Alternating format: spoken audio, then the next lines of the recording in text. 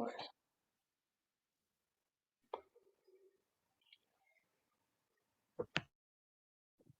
Welcome. I'm Dale Hill. Next month's Contemporary Issues Forum is on February 12th at the same time as this one, 12 o'clock to 1 o'clock, with possibility of spillover if the speaker agrees to about 1:30. Candace Coven of the American Red Cross will speak on the topic, "Are you Red Cross ready?"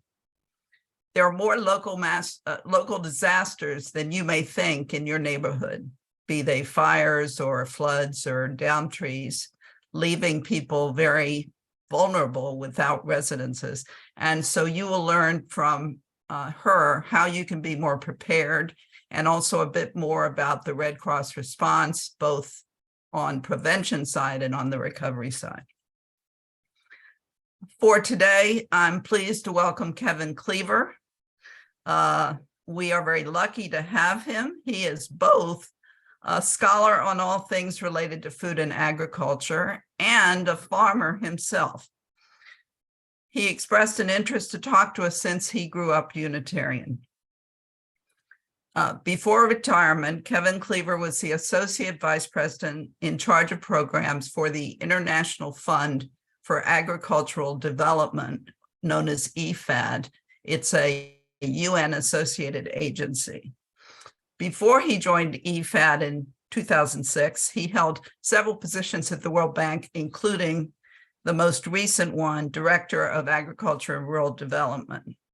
He's published many books and articles on both agricultural development and environmental protection. And he spent several years working and living in Sub-Saharan and North Africa and Latin America. His consulting has gone beyond the World Bank to other international banks and the Food and Agriculture Organization, known as FAO. And more interestingly, as mentioned before, he walks the talk. He and his wife own a farm in the Peruvian Amazon, producing cocoa, coffee, and food crops.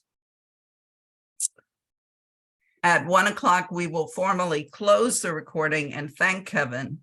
But if there are still questions, he has agreed to stay a bit longer for further questions.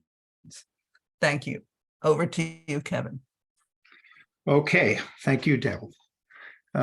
Let me put up this PowerPoint and start. As you can see, the title is Global Food Developments, and with the suggestion of Dale, actually, I've added how they affect you, because, of course, most listeners kind of associate these things with their own perspective and their own situation.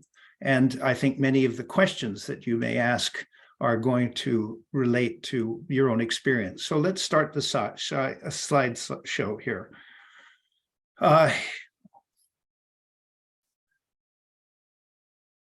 From the beginning. Okay. At first, I thought I would do a pop quiz, and for those of you who are online, I'm still going to do this through a somewhat different mechanism, and that is to ask you the question that you see on this slide. In your view, what are the major issues confronting global agriculture, not just American agriculture, but global agriculture? And I've put a list of the common ones that you will find in the press and in the literature, including the academic literature. And I will give you a hint. All of these are important in some way, but to varying degrees.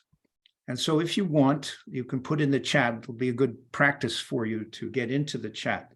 The top three in your view. And let me just go through them quickly. Food prices too high and rising. Now, food prices too high are an effect of problems in agriculture, but they're also a cause. Global hunger is a problem. The figures are pretty staggering, actually. Up until 2015, global hunger, according to the Food and Agriculture Organization of the UN, was declining. There were about 700 million people that were undernourished, hungry, some starving, not all. In 2015, the latest figures, which I looked up today, according to the World Food Program, is 2.5 billion people out of the approximately 7 billion people on the planet don't have enough to eat. So something has definitely changed. Global hunger is definitely a problem. Food safety.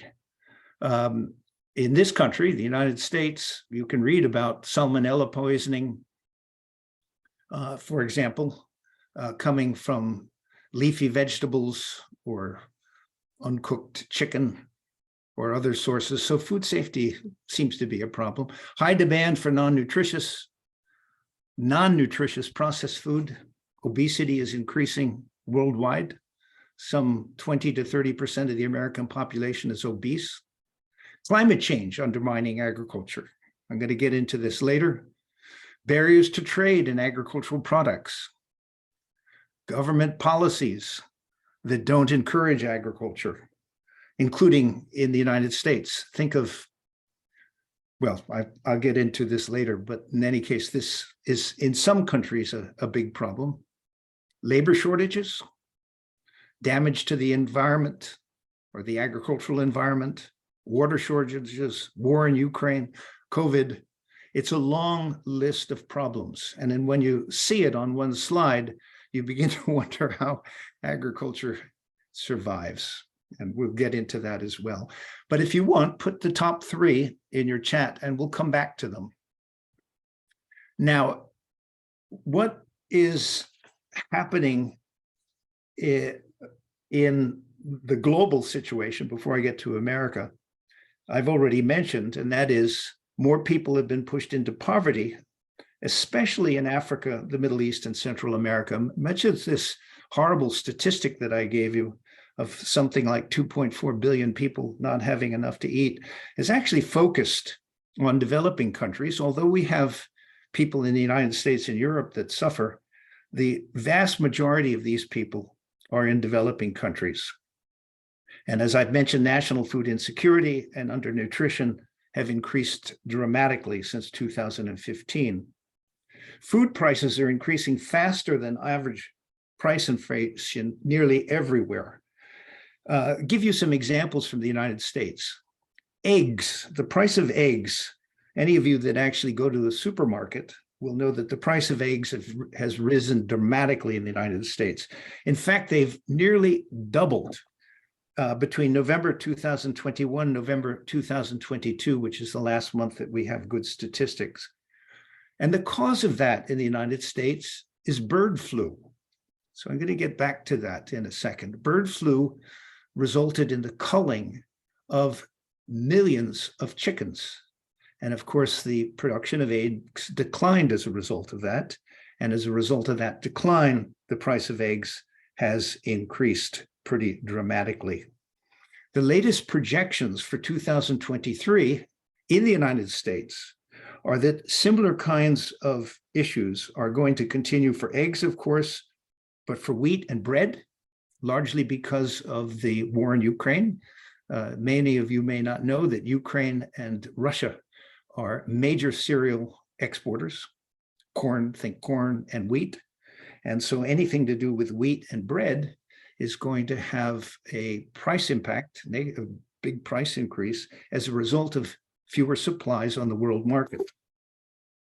Baby formula is going to increase in price because of supply chain issues. Champagne prices are going to increase. Now, for Unitarians who may be teetotalers like I am, that may not be important, but the problem of champagne is that it has an inelastic supply. That is, the supply is pretty fixed, and demand has increased dramatically, partly because people have been confined to their rooms, or maybe we're becoming alcoholics as a result of the pandemic, or maybe we're just drinking more because we're worried about the price of food. But in any case, the price of champagne looks to be increasing.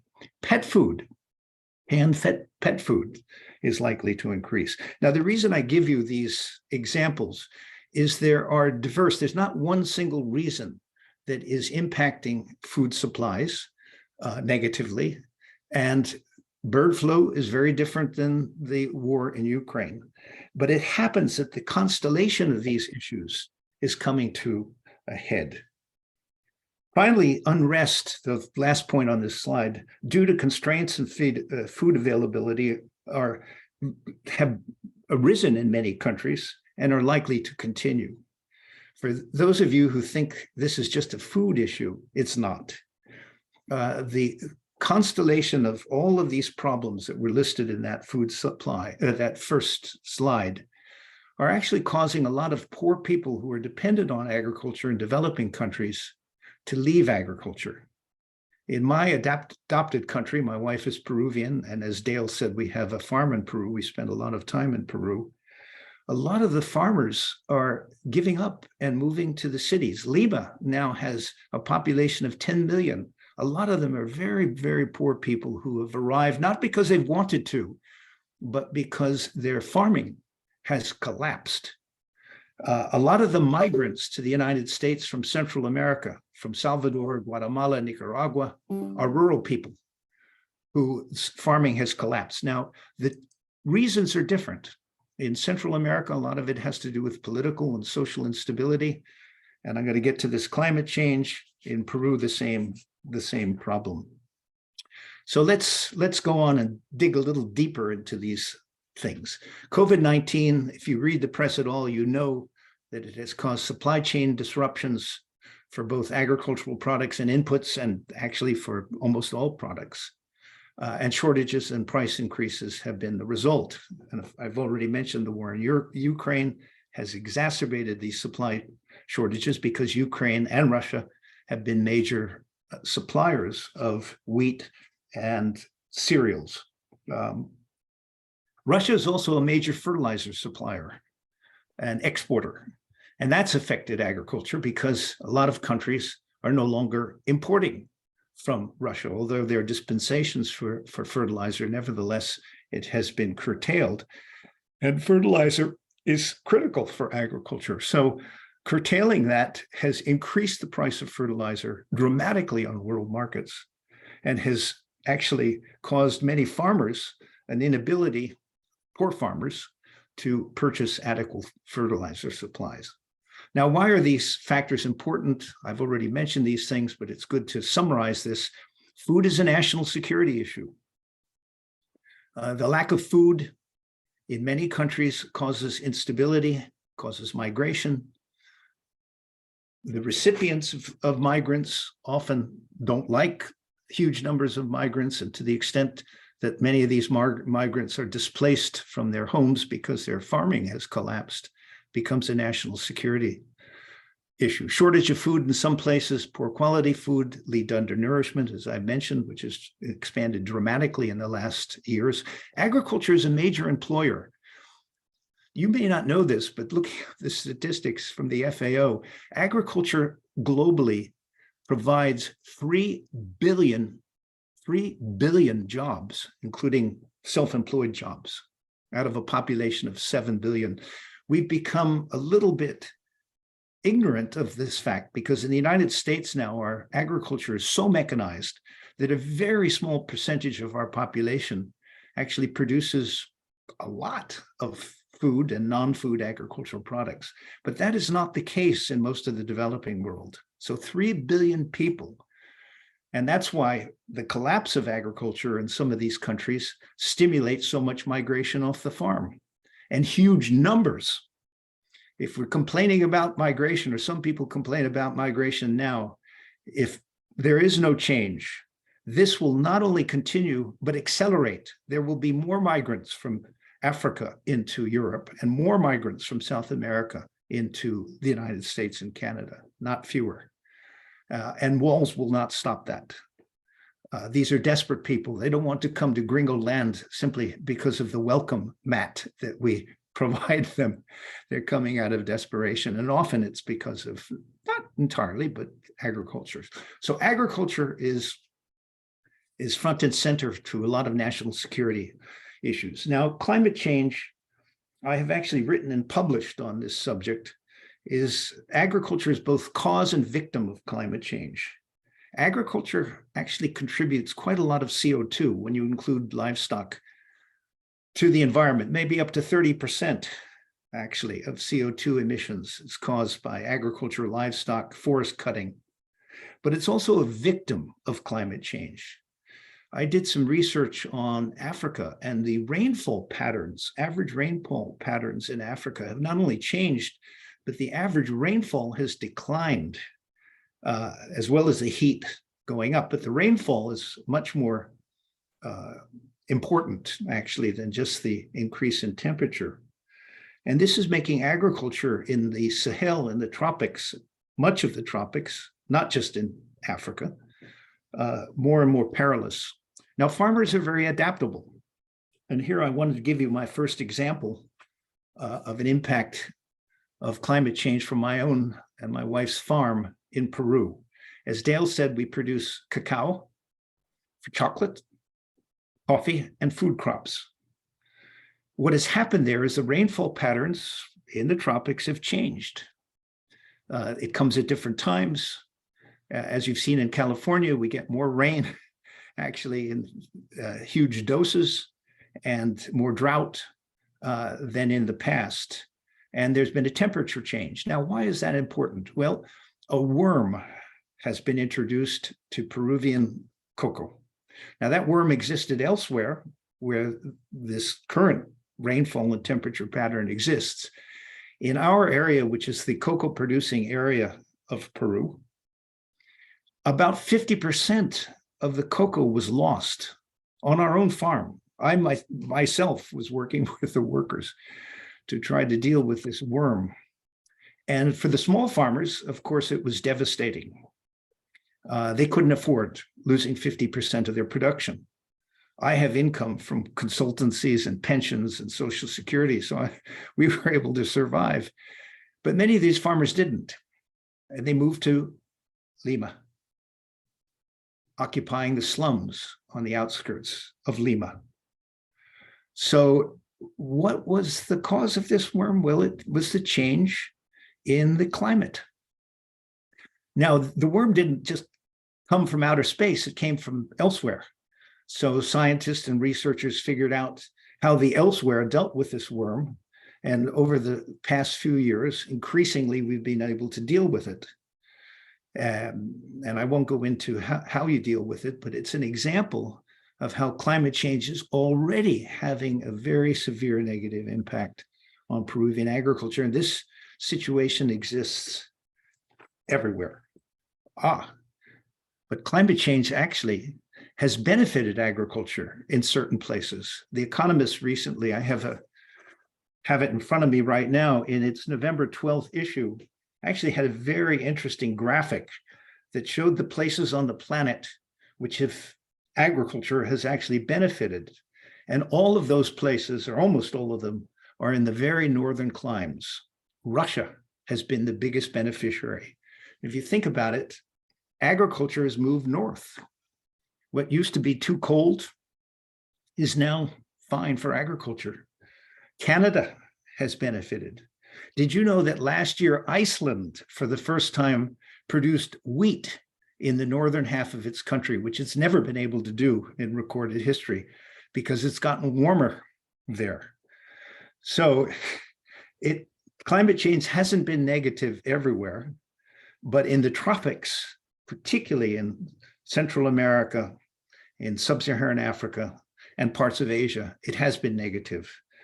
One of the questions on climate change is whether farmers are going to be able to adapt, because they do adapt, just like we did in Peru. We've found a solution to the worm problem on our farm, at least. Too late for many small farmers, but we found it on our farm, and some of the other larger farmers have found the same solution. Whether that adaptation is going to be feasible as temperatures get warmer and rainfall patterns begin to become more extreme. And that's a question we won't know into the future, but the Intergovernmental Panel on Climate Change suggests that there are limits to farmer adaptation. So let me go on.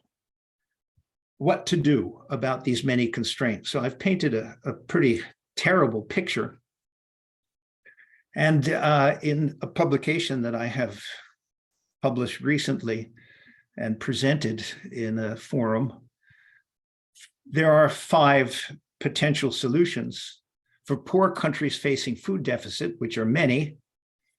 More food aid. The problem here is that there is increasing reticence by food surplus countries to provide more food aid, given widespread food shortages and food prices increases. I mean, in the United States, what's the political constituency for expanding food aid when we ourselves are having these problems? And the World Food Program, which provides a lot of it, of course, it has to receive it from countries, already claims large food and funding shortfalls. So that doesn't seem to be very hopeful, at least. More agriculture, open agriculture trade regimes. One of the things that we've seen with this crisis in food is that the food surplus countries are starting to implement export bans. Now, this is terrible for food deficit countries that can't get the food. Lebanon recently took out a loan from the World Bank to purchase wheat because it couldn't get it on the world markets and used the World Bank as an intermediary. Egypt is doing the same thing. If food surplus countries impose export controls, that's going to make the dealing with food deficits and food deficiting countries very difficult. How about the third bullet point? Food deficit countries with agricultural potential could expand public expenditure for agriculture and food safety and more vigorously support private investment in agriculture. That's a winner, I think.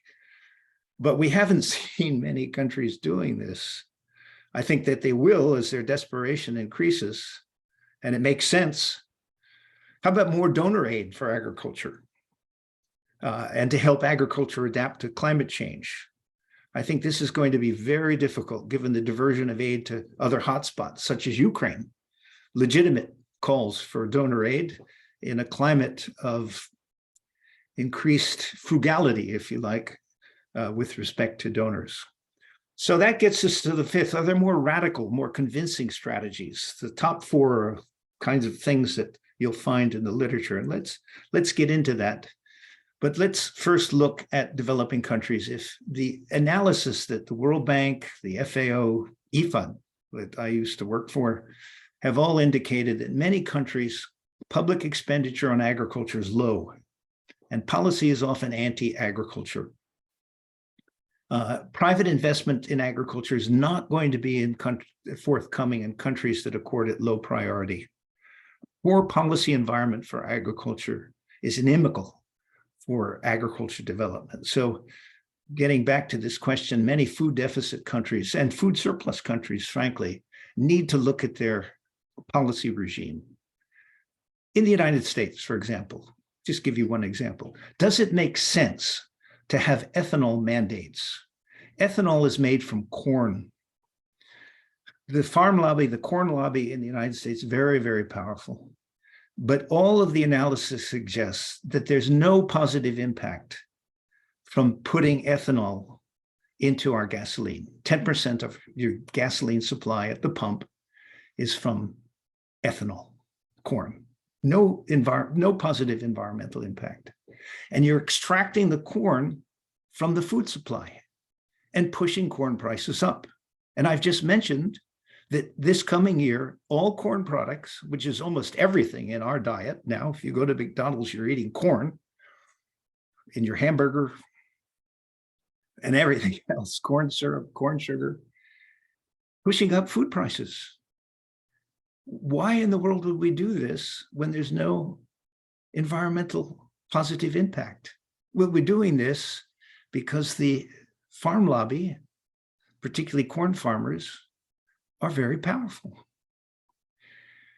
Anyway, so you have these policy issues in the United States as well as developing countries. Let me just go on because there's a lot more. Presuming that governments, particularly governments in food deficit countries, provide more financial and policy attention to agriculture, what are the best ways for governments to stimulate agriculture? So we ask them, let's stimulate agriculture because we have a global problem here. And they, of course, will ask how. to do this? Well, analysis suggests that some of the traditional ways that agricultural production is expanded are really not available anymore.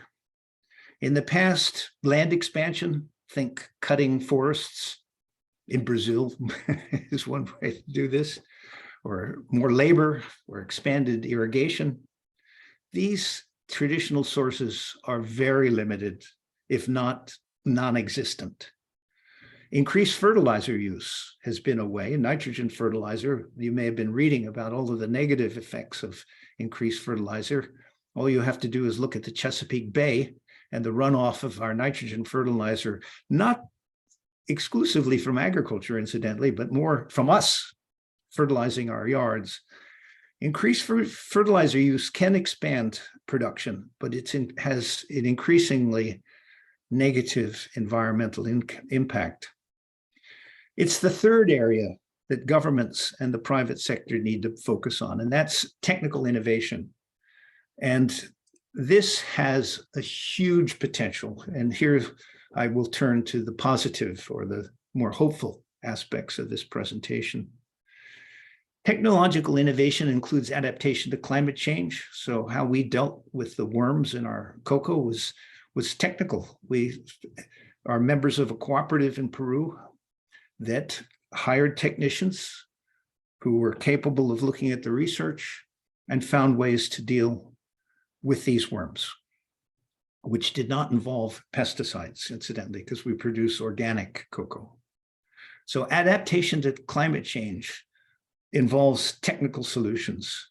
Biotechnology is an area which is often debated, but I believe is going to be an area that is absolutely key. Gene editing for resistance to pests, resistance to fungus, to enable the production of agricultural products using less fertilizer, less pesticide. These are the kinds of things that are going to be positive in the future, and it requires science. Digital agriculture. What is digital agriculture? Precision farmers. In the United States now, farmers can map their farm and look at the soil types in relatively small squares and decide what kind of fertilizer, how much is necessary for each of those small squares. And they have machinery that can provide that fertilizer, just the amount that you need to minimize the runoff into the Chesapeake Bay or wherever, or into rivers, into streams, into drinking water, and optimize the amount of fertilizer to be used for the specific crop in the specific place. Now, this is very important. Think about how you fertilize your yard, those of you who have yards, and I do this. You get the Scott's fertilizer, and it'll tell you for your machine exactly what dose that you should be putting on, how much opening of your fertilizer spreader you should put. It's the same amount for every yard, right? But our yards are different. Some yards may require a little bit more. Many yards, or most, actually require much less. And maybe a different combination of fertilizer, because not just nitrogen fertilizers, phosphates, potassium. My yard, for example, is acidic. I need more lime, but the fertilizer and the stuff that I buy doesn't have lime in it. And I see my neighbors are not putting lime on because you can tell by the nature of the weeds that they have, that they have acidic, we have acidic soils here. So digital agriculture makes this much more precise and tells the farmer, as well as the suburban yard owner, exactly what they need specifically for their land. Land tenure reform and property rights, that's not really a problem in the United States, but in many places, farmers don't have access to titles of their land. And as a result, their property rights are weak. Farmer skills and higher agricultural education. This is critical in developing countries. It's very difficult to imagine a literate farmer being able to introduce technological improvements. I know this in Peru. The small farmers are very often poorly educated or not educated at all.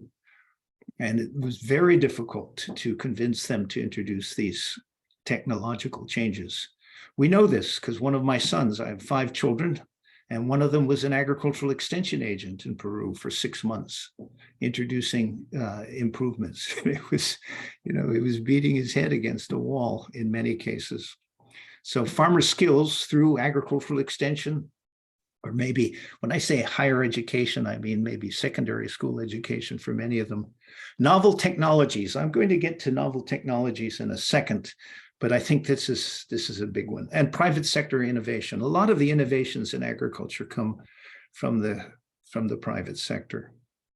So, question: how to shift country level focus to private and public agriculture R&D, research and development, in a significant manner in both industrial and developing countries. This, I think, is the solution, or a solution, or moving to a solution. When you look at the subsidies of agriculture, I'll give you another example. In the United States, we spend, it varies, but now about $100 billion a year, according to our own statistics, on subsidizing our farmers. And a lot of that goes to simply putting money in the pockets. Think of those corn farmers who are benefiting from the ethanol mandate. We're simply putting money in their pockets. Now, that's not bad. I like farmers, and I like to have money in my pocket as a farmer, but that's not stimulating agriculture. How about shifting those subsidies to research and development, to technological innovations that will also benefit the farmers, eventually putting money in their pockets, but benefiting all of us as well, not just cash in the farmer pocket. So that's what I talk about, shifting country level focus to private and public agriculture, including in the United States. There's an example. Apparently, one of the reporters in the Washington Post who produced this wonderful article about Netherlands. It was an unusual article. It was a whole section of the Washington Post in November about Netherlands agriculture. And indeed, Netherlands shows the way to some extent in what I'm talking about. Did you know that Netherlands, which has a population of 17 million people on an area about the size of Maryland, is the second largest agriculture exporter in the world by value, not volume? The United States is the largest. Netherlands is the second largest. And it's achieved this by a relentless focus on improving agriculture and agricultural processing technology. It's done exactly what I have just said. And what are these technologies? Well, if you look at this wonderful article, which has pictures, which are nice as well, greenhouses, water saving, land saving, labor saving, all of these innovations, that more crop per drop, more crop per labor, more crop per chemical input, chemical saving technologies. And I cite the citation here, November 24th Washington Post article. Behind this is a very promotional government agriculture policy. I have been several times to Holland. I'm so impressed. They have excellent agriculture universities. You can't find better than Wageningen, and research centers, and a very cooperative private sector.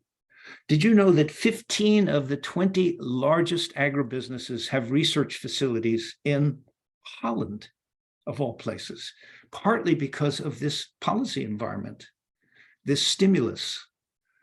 Can this approach be replicated elsewhere, particularly in developing countries?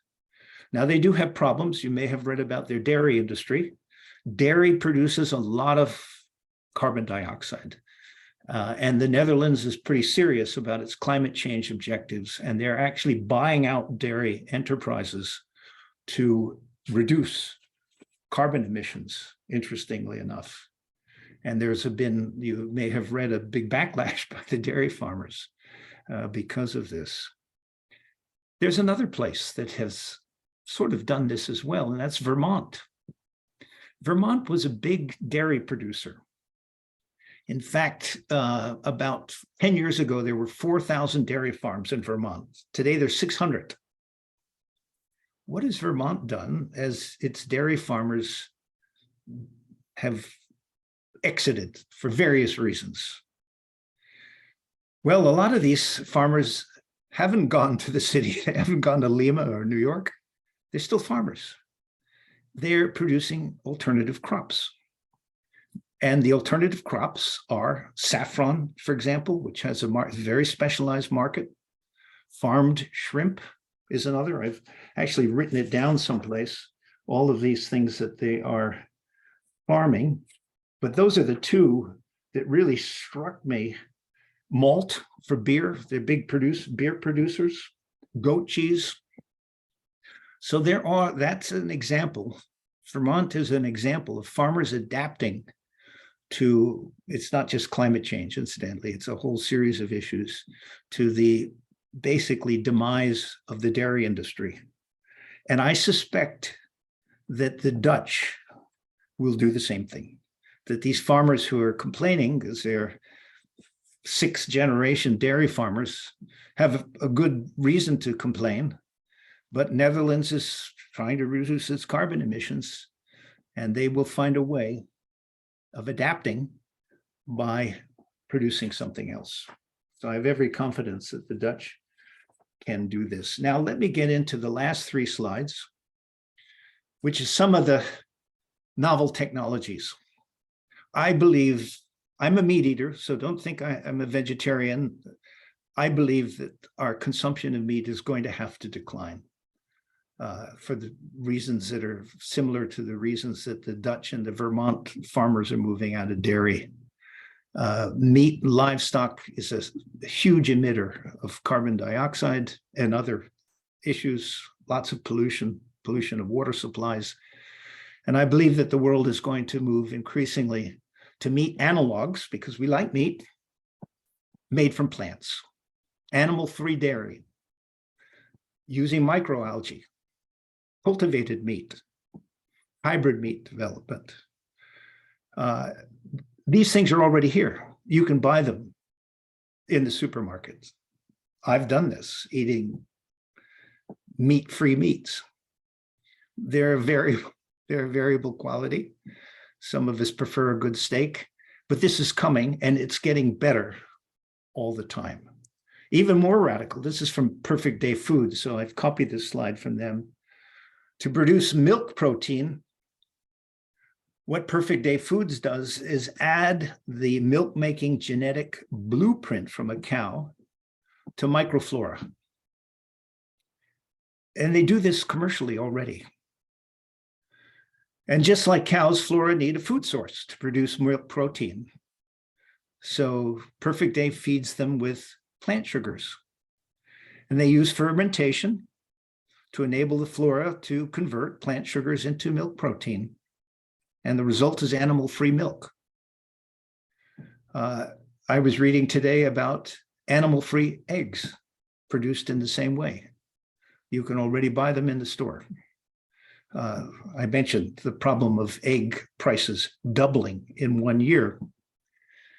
This is a trend that's going to continue. And the advertisement for these animal-free eggs is they don't get bird flu. You remember, I told you that the reason that egg prices have increased so dramatically is that some 57 million chickens were culled in the United States because they had bird flu, which is very dangerous. People can get bird flu. Plant-enabled or chicken-free eggs, if you like, don't get bird flu. So this is coming, whether we like it or not. This is even more radical, bioprinting, the manufacture of food items by replicating cells and layering them on top of each other. Think 3D printing, where food is extruded through a tiny tube to form complex layers in the desired form. Now, this would be plant-based, and you see one in the middle there is a salmon. That's a plant-based salmon. Looks like a salmon. I haven't tasted it. Supposedly it tastes like a salmon. Printing your dinner. This is the future. Many people won't like this. The purists won't like it. But I think that, and as I say, I like a good steak, but I think that this is coming sometime in the future. Now, when? I don't know. But when you have 2.4 billion people who don't have enough to eat, And with agriculture contributing 30% of carbon dioxide emissions, these kinds of things are going to have a market and a future. So with that, let me stop. I think I've hit my time limit and go to questions. I'm going to stop the share now. Over to you, Dale.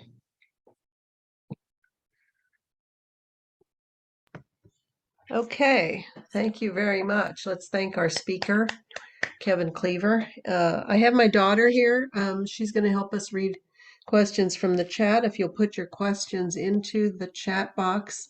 So far, we've had some comments. She's going to tell you briefly what the subject of those comments are, if you want to comment on any of those.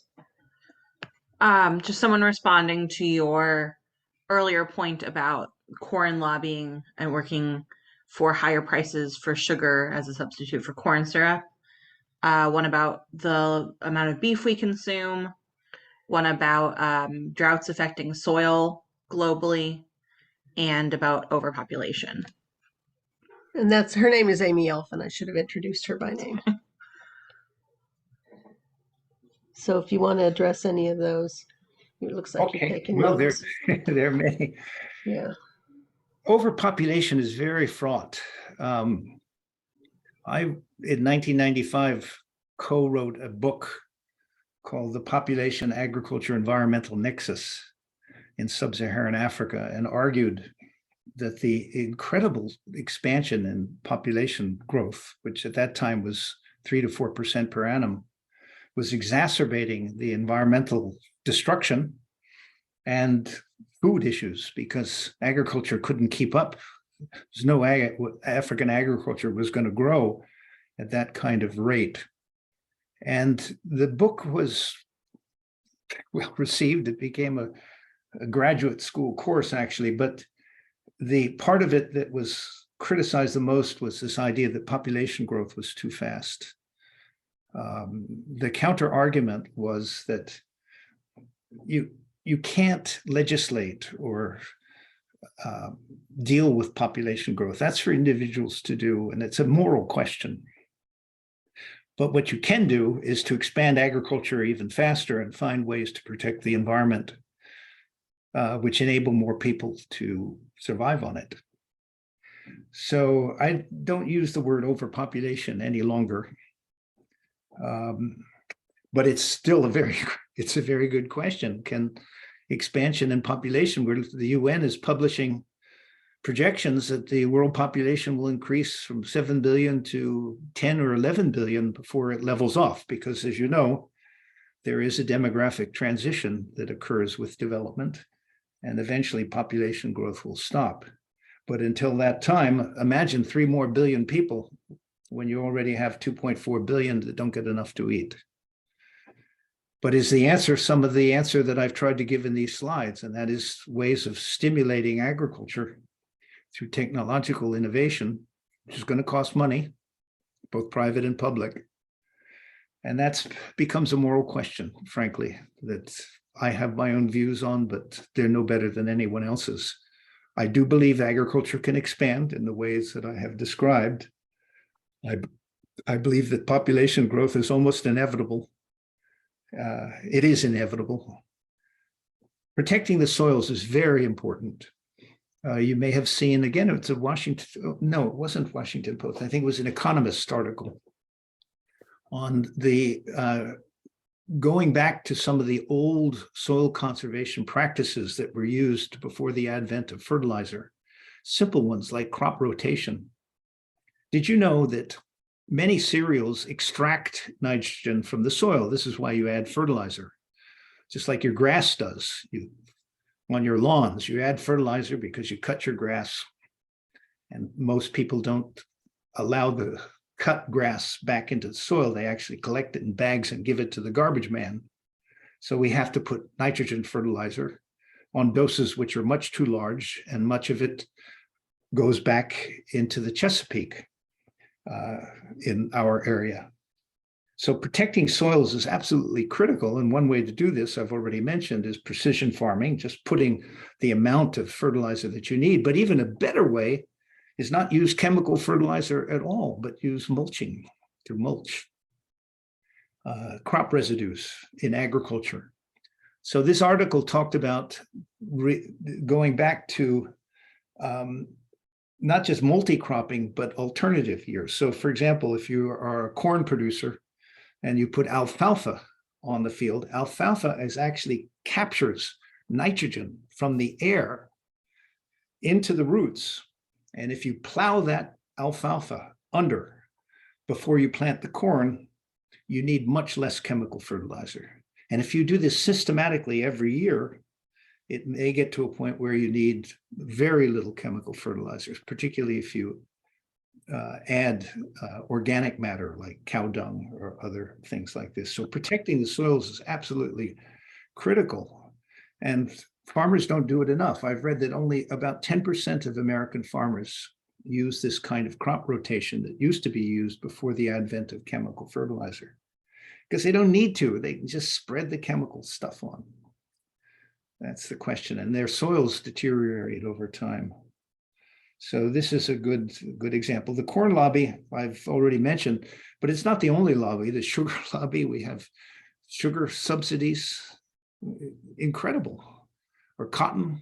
There was a famous book written called The King of California. This was the largest cotton producer in the United States, billionaire. And what was found was that every year there were special subsidies that benefited only him, not the poor Black cotton farmers in Mississippi. They didn't get any of this. Him.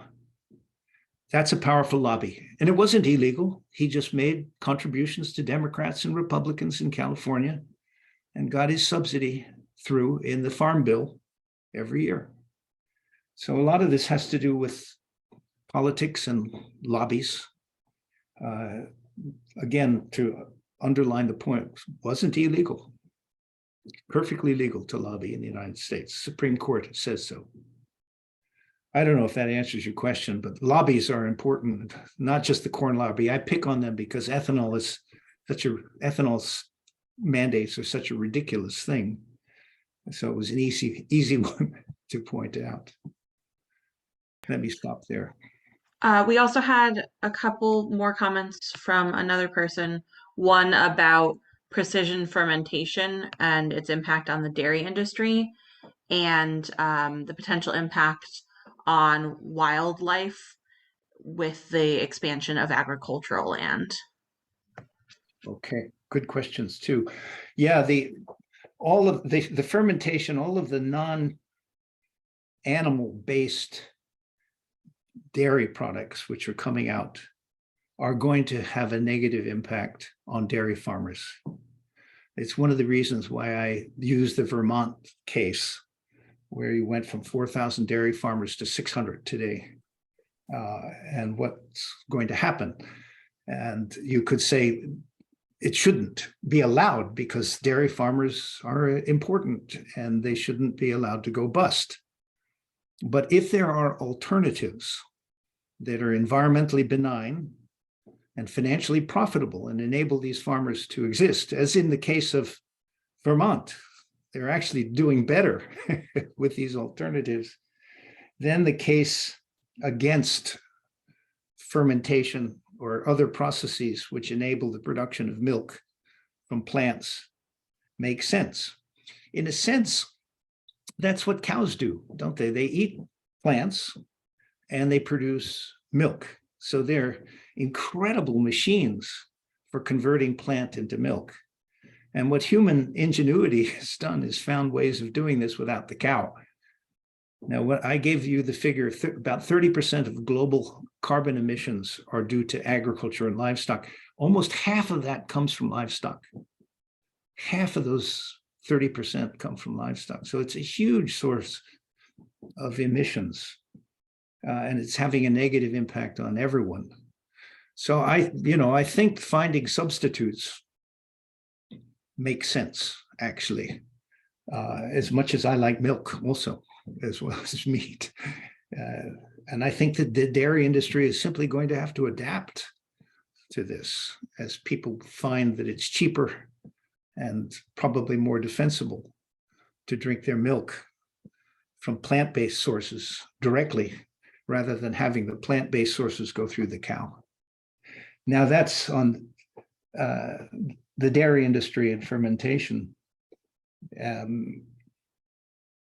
think I answered that question. Back to you, Loretta. I think the only thing we haven't addressed yet, the Farm Bill comes up for renewal soon. What do you think the priorities should be? Yeah. Well, I can tell you that the priorities I'm going to give you are not going to be in the Farm Bill. The lobbies are just too important, unfortunately. I think that eliminating, as I said before, many of the subsidies that really don't have an impact on agricultural production or the quality of agricultural production, and shifting those subsidies, not getting rid of them. I mean, let's give those farmers $100 billion a year, that's fine. But shifting them to things, activities that actually promote two things: more farm production, not just more income for the farmer, putting money into his pocket, but more farm production, which should also provide more income eventually. Climate change adaptation, farmers in this country, as well as in developing countries, will need help with climate change adaptation. And this is mostly from the research and extension environment. So more money, for example, to the land grant colleges. Many of you may not know that a lot of the research and extension public sector in the United States comes from this marvelous constellation of colleges called land grant colleges that were established initially in the 1800s to provide research and education to farmers and extension. So, for example, in Maryland, where many of you live, the University of Maryland has a wonderful agricultural extension and education system that helps farmers. So more money to that, to the technology development, and maybe even co-financing some of this with the private sector to enable that technology to get out faster if it's public supported, and less money to put directly into farmers' pockets. So, for example, the subsidies for agricultural credit make absolutely no sense, in my view. The subsidies that go to the sugar sector, or the subsidies that go to the big cotton farmer in California, cut those things out. Will this be done? I don't think so. I don't think that these kinds of shifts will occur. And incidentally, it's not just the United States. Europe has, it's argued whether they have as crazy as a subsidy system as the United States has. I've looked at it and it's crazy, but it's not quite as crazy as ours. Switzerland and Japan also have crazy subsidies for their, just putting money into their farmers' pockets when these could be shifted.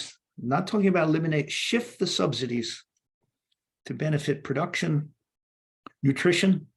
We have a nutrition problem in the United States. I've forgotten the figure. I think it was up to 30% obesity. So while you have 2.4 billion people don't get enough to eat on the planet, you have some 40% of Americans who are obese, or 30% who are obese. And they're obese not because they're eating necessarily too much. They're eating junk. So I think the public domain can do a better job at publicizing this. The viewers, Unitarian viewers to this know what nutritious food is, I'm sure. But a lot of people in the United States don't. They don't know this. It's not well publicized. So shifting public funds through the Farm Bill, because that's where it's defined, to these kinds of, call them public goods for economists, research and development, information in schools, to me makes sense. But again, I have almost no hope that this is going to be done, given the importance of the farm lobby. Loretta, back to you. Yeah, we've got a couple more comments from another person. One, they visited Uzbekistan in the early 2000s, and noticed that they use biological pesticides of, spreading bugs by machine over crops. And they were wondering if that technology survived and is still around to help farmers. And then they also had a question about agricultural insurance as part of this larger equation, and using GPS information to lower price for agricultural insurers. Good, all good questions. Let me write them down so I don't forget. Yeah, I've also, when I worked in the World Bank, so this was in the early 2000s, maybe the questioner and I were in Uzbekistan at the same time, because at that time I was the director for agriculture and environment at the World Bank for the former Soviet Union. And we had projects in Uzbekistan, and the Uzbek agriculture had lots of problems, largely related to its irrigation systems. And I don't remember seeing, although I wasn't focused on it in biological, I think that non-chemical pesticides and herbicides and fungicides are the way to go. Now, it's more controversial than you might think.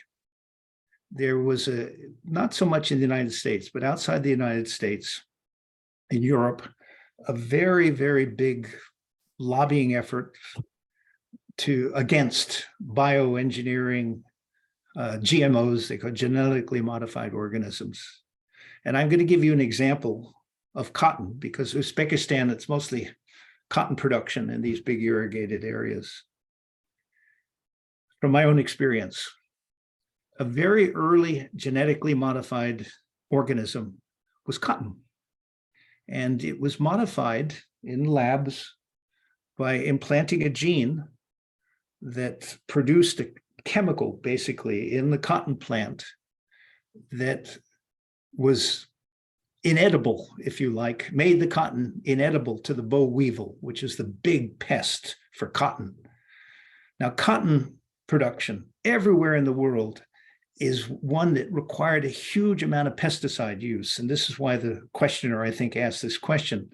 A huge amount of pesticide use. And many countries were finding that farmers, cotton farmers, were suffering mightily from this pesticide use. It was affecting them and their kids. In fact, in India, it was killing kids. In China, it was killing kids because the pesticide use was not always provided or done by the farmer in a secure way. We're ingesting a lot of this pesticide use. So this cotton was genetically engineered to produce the same stuff. I mean, cotton, you don't eat the cotton. It goes into clothing. And the NGO environment, the environmental NGOs, who I love, I'm not against them. My wife and I have our own NGO trying to preserve the Peruvian Amazon. But nevertheless went nuts about this, saying that this was a travesty. This was, this was terrible, this GMO. And I give you this example because I attended an FAO, Food and Agriculture Organization, conference on GMOs, in which much of the NGO lobby was there. And the chief scientist of China, which had introduced this GMO cotton all over China, was attacked for having done this. He had been the most aggressive. The Chinese are quite aggressive technologically in introducing this GMO cotton resistant to the boll weevil. And these guys jumped down his throat. And he finally said to them, he said, look, we were losing 6,000 people a year to pesticides in cotton. Pesticides use in China and cotton. And now we don't lose anybody. We've eliminated the use of pesticides in cotton. So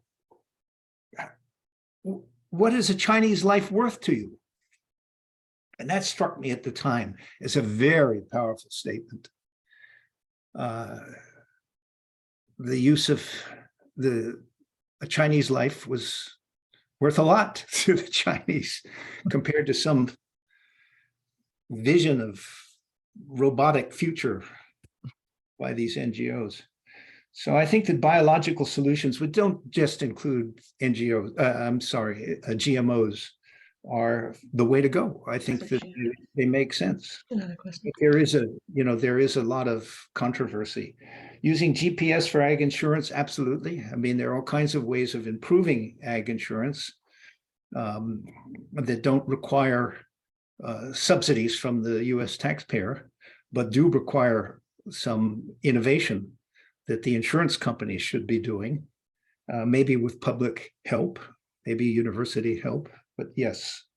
Let me stop there. I hope that answers your question. Okay, thank you, Kevin. It is 1 o'clock, actually 1:02, so we always ask the speaker if you want to take another question. And if not, then we'll thank you and end here. I'm happy to. The point of this for me, which is most interesting, is to hear the good questions. Okay, well, good. Then I'll segue from China and ask whether hydroponic agriculture is having much of an impact and perhaps into the future. Very good question. You're going to find me. I'm an old guy, so I have experience with this. I actually, Dale didn't introduce this, but I owned with partners a farm in Virginia, which we sold about 10 years ago, producing fresh herbs. And we used hydroponic technology, which we purchased actually from a Swedish company that was ahead. So I'll give you that as an example because I'm a big believer in hydroponics. Hydroponics was described a bit in this Washington Post article on the Netherlands because they are using hydroponics. And it's a complicated topic, but basically hydroponics the idea is you have a greenhouse where you produce fruits and vegetables, and you control the interior of that greenhouse to make sure that pests don't enter, for example. So in the greenhouses that we had in the Shenandoah Valley producing fresh herbs, you had to put on clothing to get into the greenhouse, and you had to step into a disinfectant basically to enter the greenhouse to keep pests and fungus out. So it's a control, think of it as a controlled environment, and you have little tubes that deliver the water to the plant in exactly the quantity that the plant requires, and mixed in with the water is exactly the quantity of fertilizers that you require. So you don't use too much. You use exactly what is optimal to the plant in a controlled condition. And the result is you produce beautiful plants. And what they showed in this Dutch article is that you can do this not just on the flat ground, but you do it in stages. Think of an agricultural skyscraper where you have plants that you use the air, not just the soil. And you put just the amount of the soil, or some don't even use soil. They use soil substitutes to grow. So hydroponics is the wave of the future. I did a consultancy 2 years ago for the Saudis, believe it or not, and looking at their agriculture. They actually have a crazy agriculture in Saudi Arabia. They pump from a aquifer, a huge aquifer, archaic aquifer. And if those of you have seen this, they have these huge irrigation called central pivot systems that create huge circles, which you can see in space from satellites. And they pump water into those huge central pivots, and they produce wheat, cereals, and alfalfa. Crazy. And they're extracting water from that huge aquifer like crazy, but they also use the aquifer for drinking water. So what I said to them is don't do this anymore. Use very limited quantities of water using hydroponic systems and produce fruits and vegetables, which are high value, and stop this wheat and alfalfa stuff. Anyway, that was my recommendation. And they've actually moved to hydroponics. So hydroponics, slowly, they're moving, but hydroponics makes a huge amount of sense. And again, in the Netherlands example, you'll see, if you look at that article and the pictures in there, I mean, they've really brought that technology to a very high level. The Israelis have done the same. I mean, there are other places that have done this. When we did this, the company was called Shenandoah Growers. If you bought basil in the giant food store, you would have been buying from the company that I own part of. It's now, we sold it to some venture capitalists from New York who thought they could manage it better, and they have managed it better than we did. But it was hydroponic technology that used this. And it was interesting that when we knew about this, my partners were all ex-World Bank staff and USAID staff combination. We knew about the hydroponics because we studied this, but there was not a good source in the United States at the time. So we bought the technology from a Swedish company, which is interesting. The Europeans were ahead on this, partly because, exactly as I said, those governments supported research and technology development more than our government does too, but they did it much more vigorously than we did, even the Swedes. Let me stop there. Oh, China. Yes. I mean, China also is introducing hydroponics. And you'll find me a little bit. I did a consultancy for the Asian Development Bank 3 years ago. And they sent me to China to do a report for them on Chinese agriculture. So I got to wander around. I was actually paid to do this, wander around China looking at their agriculture. And on the coast, you see a lot of greenhouse development and sort of early stage hydroponic development. And so I think that, the Chinese are going to introduce this very quickly because they're very technologically oriented. I'll stop there. Okay. I just typed this in, but usually at this point we go live, right, Loretta? Yes, and I'll give you the final comments, Dale, if you want to go ahead and say anything Okay, else. I'm just by the way, Kevin, I'm the one that went to Uzbekistan. I don't think I saw you there, but I just found it absolutely incredible that there were these big machines spitting out live bugs, to eat other bugs. Anyway, my final question is there a correlation between the amount of agricultural land left and the degree to which the government spends money on agricultural R&D? The Netherlands sort of is one example. On the other hand, China may be a counter to that argument because I believe they have a huge population, but I believe they still have a lot of agricultural land.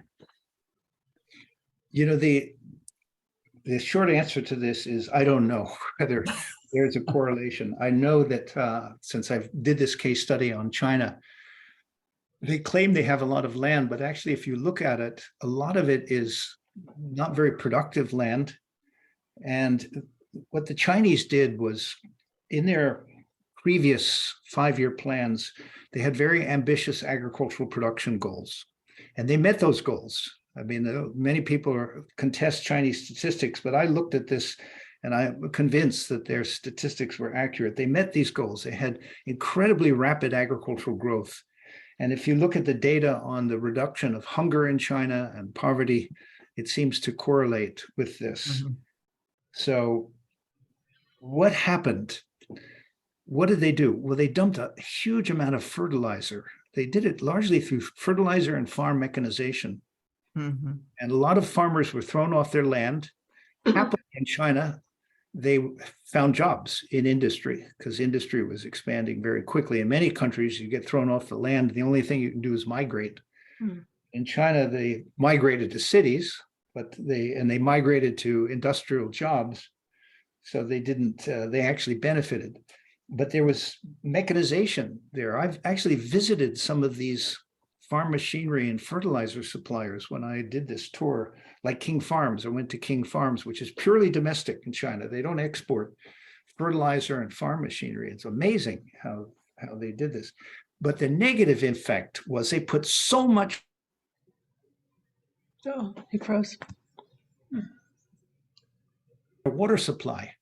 So now they have a huge and even their soils have been basically toxified by all of this chemical that they've put on to meet their 5-year agricultural plan objectives. Mm. So it's very interesting. If you read the English translation of the last Chinese 5-year plan, they still have agriculture in there, but they've shifted to environment. This is the strength of the Chinese.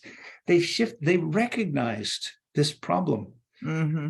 Their aquifers and their water supply systems being thoroughly polluted, and even their soils. So they're now going to expend a lot of money in cleaning this up.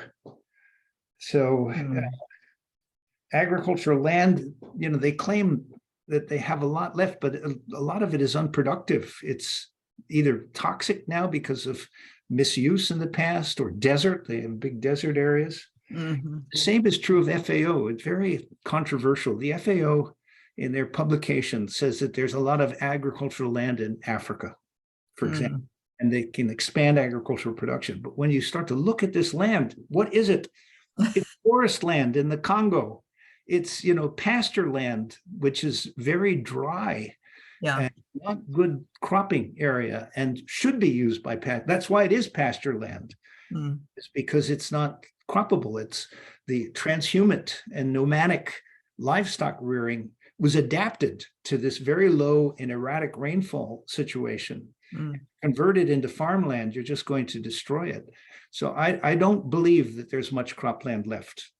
I believe that a lot of it should be preserved as forest or grazing land, and that the way to produce more agriculture product is exactly what I've said, through technological innovation and not through the expansion of farmland. Look what's happened in Brazil. I mean, a lot of their expansion of agriculture has been into the Amazon and destroying the Amazon.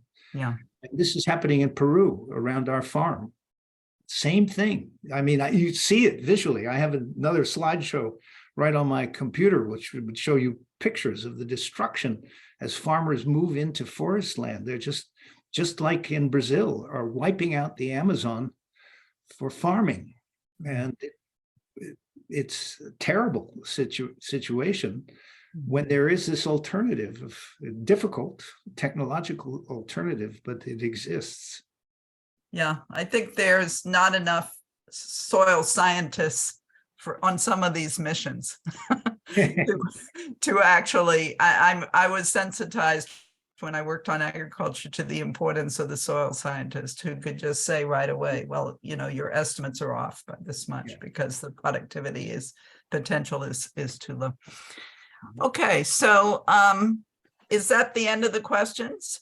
Yes, that's the end of the questions. You can go ahead and say goodbye. And if you want to remind everyone what next month's speaker is about, you can do that, and then I'll stop the recording. Okay, thank you. So many thanks to Kevin. I have rarely heard a talk which is so much a bird's eye view, but very succinct and clear with examples. So I appreciate it very much.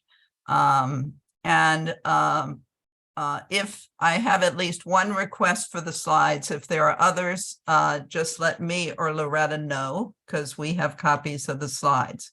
The speaker next week is Candace Colvin of the American Red Cross. Are you Red Cross ready? She will spend some time on the number of local disasters in the area. She was my supervisor when I was a disaster assistance team volunteer in Montgomery County. I used to get calls in the middle of the night and go out to a fire, the scene of a fire, whatever. And so she knows these services very well. And the Red Cross is one of the most organized organizations I know. They have very good outreach to the community. So she'll produce for us a talk about, are you Red Cross ready? Thank you all. Okay, that concludes our session today. I'll go ahead and stop the recording, and then we'll see you next month. Okay, thank you. I hope you invite me to the Red Cross